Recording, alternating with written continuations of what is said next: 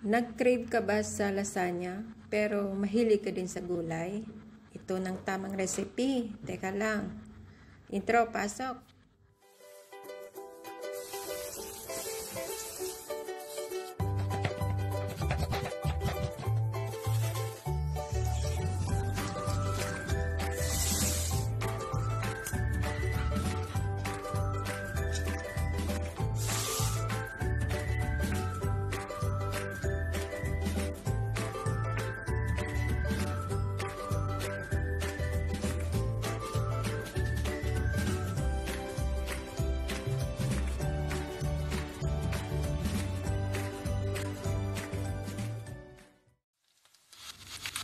Unahin natin ang patatas. Slice lang po natin ng medyo manipis at pabilog para pareho sila.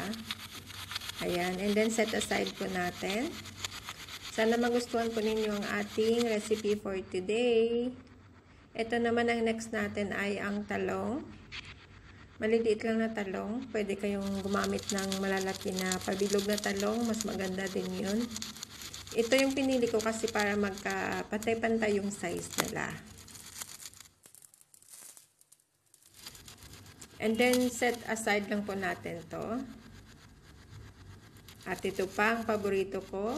Isa sa mga paborito kong gulay, yung zucchini or kusa or marrow. Kusa tawag sa Arabic. Ayan, pabilog din po siya. I-fry lang po natin and then set aside ulit. Kapag okay na ang mga gulay natin, pwede na rin tayo gumawa ng ating sauce. Ayan, ito pang ibang ingredients natin. Meron tayo ding sibuyas, kamatis, and then, andyan rin yung ating pinirito kanina. Ganyan po siya karami. Kung mahilig kayo sa gulay, guys, maganda to. Mayroon din akong bell pepper, pang garnish lang po. Ayan yung ating sibuyas, garlic, at saka chicken mince para sa ating sauce. And then, meron din ako ditong fresh milk. Nilagyan ko po siya ng corn flour para lalapot po siya. And then, meron din tayo ditong cheese. Kung may mga cheddar kayo guys, mas maganda. Ayan, igigisa na po natin ang ating bawang. Siyempre, lagyan natin ng mantika. I-try nyo po ito mga palangga, ayan, kasi masarap po siya. And then kung meron kayong mozzarella or cheddar cheese or i-mix nyo yung mga cheese na gusto ninyo, pwede po. Improvise lang po yung aking ginamit. And then syempre, discarding recipe. Oh, diba? Ayan na. Anong next, Mitch? Syempre, isunod na natin ang ating sibuyas. Siyempre, ang gulay, sibuyas din yan yung gulay, diba? O, diba? Nabubulo na naman ako.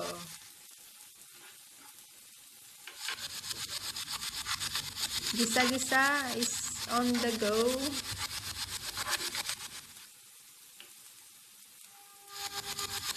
Nakakabulol mag-voice over, guys. Kaya sa mga nag-voice over dyan, salute to all of you. Ay, to all of us pala. Ayan ang ating chicken mince. Pwede rin yung lagyan niya ng beef mince o kahit anong sahog na gusto po ninyo. Pwede ding seafoods.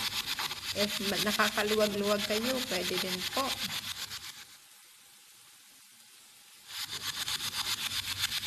Isahin lang po natin ng maayos. Lagyan na rin natin ng mga paminta dyan guys. Kung anong gusto niyo ilagay ng mga spices, asin. Ayan ang ating asin. Magdadaldal si Haya. Chili powder. O, diba? Hindi ako mabuhay na walang chili powder ngayon. Dati wala akong pakialam dyan. Ngayon, pag sabing magluluto, kailangan ng chili powder.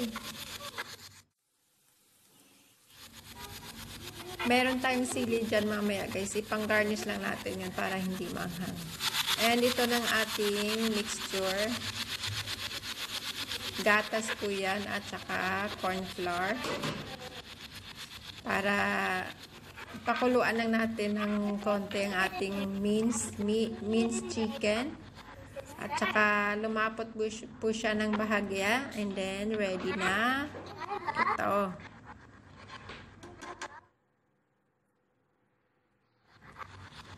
So, ayan. Ang bilis ng aking transition. Pagkalipas ng ilang minutos, ayun na guys, lumapot na siya.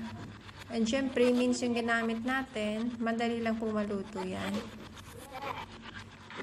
Itansyahin nyo lang po guys kung gaano karami yung sauce na gagamitin nyo para magkasya doon sa ating mga gulay.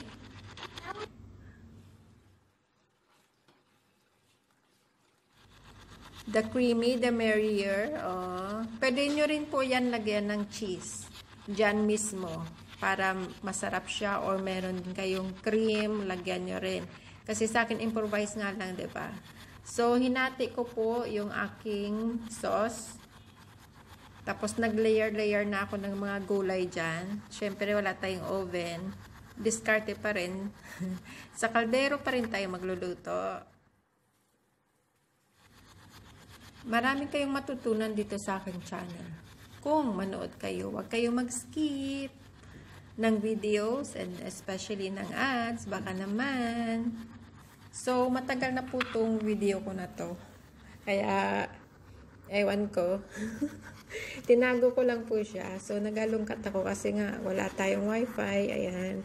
Edit tayo. May onion sa baba, kamatis, tapos yan potato. Hinilera ko po yan dyan. Para maganda naman tingnan. Ayan, naka-layer-layer po sila.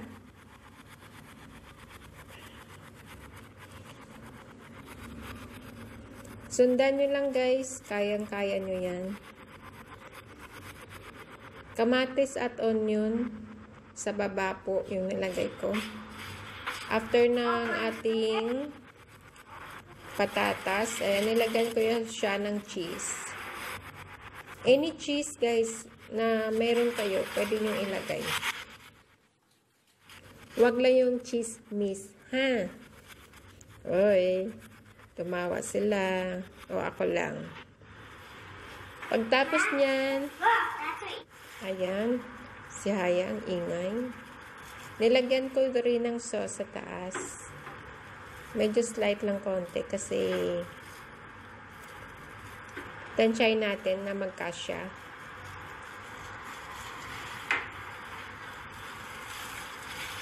Tapos, yung zucchini naman, yung next natin. Kahit anong gulay na gusto nyo guys, pwedeng-pwede. Masarap yung lasa nyo kasi yung talong, yung zucchini yan, napaka-healthy yan guys. Masarap siya.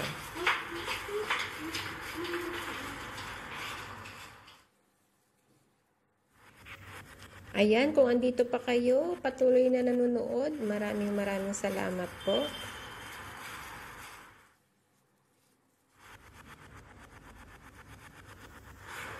Wala nang fast forward to guys.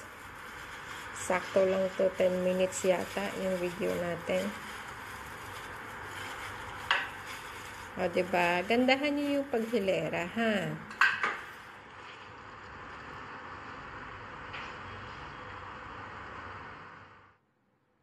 And then nilagyan po natin din ng cheese sa taas. Then konting sauce ulit.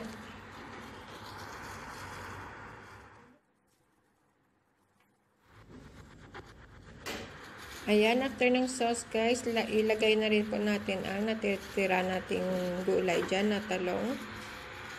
Yan po yung i-layer natin ulit.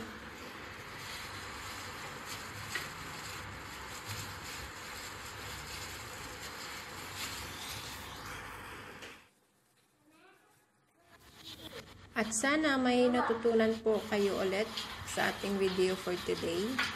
And thank you sa ating mga members and super chatters. Hindi po ako nagsasawang nagpapasalamat po sa inyong lahat. And sa ating mga solid supporters. And silent viewers out there. Shout out sa inyong lahat.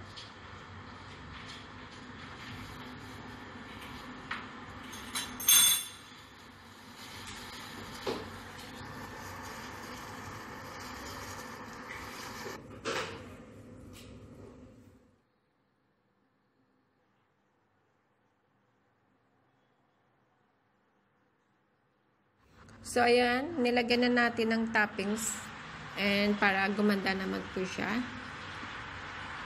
Layer lang po natin and then steam lang po natin hanggang mag-melt yung cheese. And then, ready na po ang ating vegetable lasagna na napakasarap.